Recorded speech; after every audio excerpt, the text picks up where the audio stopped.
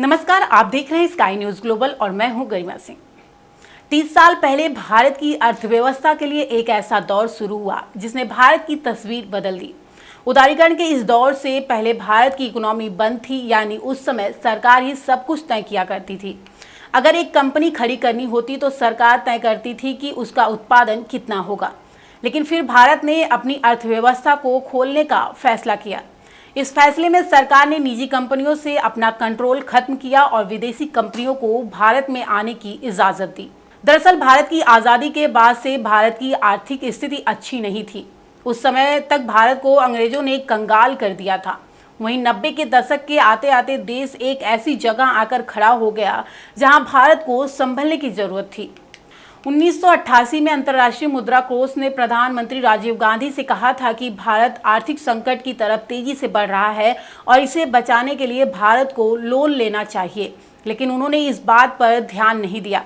इसके बाद वीपी सिंह की सरकार बनी। उन्होंने कई बार कहा कि सरकारी खजाना खाली हो चुका है, विदेशी मुद्रा तेजी से खत्म हो रहा है, भारत कर्ज में डूबा हुआ था, इसके बाद उसे और कर्ज की जरूरत थी। इस दौरान भारत ने कई देशों से कर्ज ले लिए जो कम समय के लिए लिए गए थे, जिसके चलते भारत के ऊपर कंगाली का खतरा बढ़ता जा रहा था। इसके बाद 24 जुलाई 1991 में वित्त मंत्री रहे मनमोहन सिंह ने बजट पेश किया। इस बजट में आर्थिक सुधारों की घोषणा की गई। मिली जानकारी के मुताबिक इस समय भारत के सभी राज्य कर्ज में डूबे हुए हैं। इनमें सबसे बड़े राज्य यूपी की बात करें तो यह 6.53 लाख करोड़ के कर्ज में डूबा हुआ है। वहीं बिहार 2.46 लाख करोड़ के कर्ज में डूबा हुआ है। पश्चिम बंगाल की बात करें तो वहां 5.62 लाख करोड़ के कर्ज में डूबा हुआ है। ऐसे अभी कई और राज्य हैं जो कर्ज में डूबे हुए हैं। ऐसे में सरकार को अब संभल जाना चाहिए। अगर इस तरह कर्ज बढ़ता गया तो वो दिन दूर नहीं जब भारत को दिवालिया घोषित कर दिया जाएगा।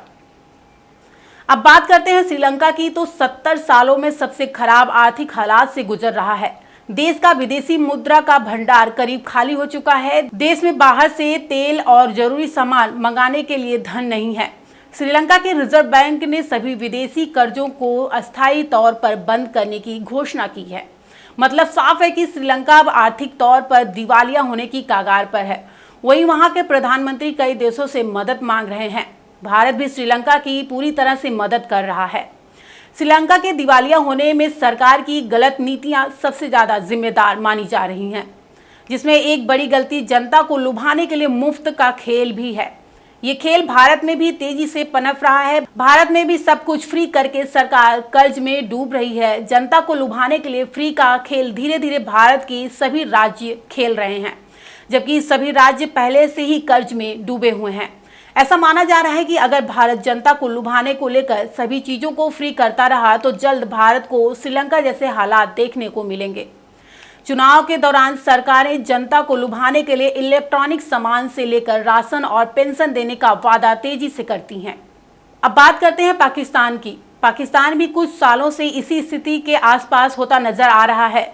वहां भी सरकार के खिलाफ विरोध किया जा रहा है। पाकिस्तान सरकार ने सभी कमान वहां की आर्मी को दे दी है। वहीं नेपाल के बारे में यही कहा जा रहा है कि वहां भी आर्थिक स्थितियां बिगड़ सकती हैं।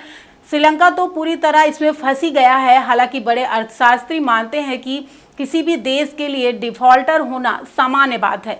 दिवालिया होने का मतलब है कि आपकी क्रेडिट रेटिंग लगातार खराब होती जाएगी। अंतर्राष्ट्रीय वित्तीय संस्थानों का भरोसा उस पर से उठ जाएगा। क्रेडिट रेटिंग खराब होगी तो कर्ज देने के लिए कोई तैयार नहीं होगा। यहाँ इंटरनेशनल मॉनेटरी फंड से भी वांछित कर्ज मिलना आसान नहीं रहेगा। अधिक जानकारी के लिए देखते रहें स्काई न्यूज ग्लोबल।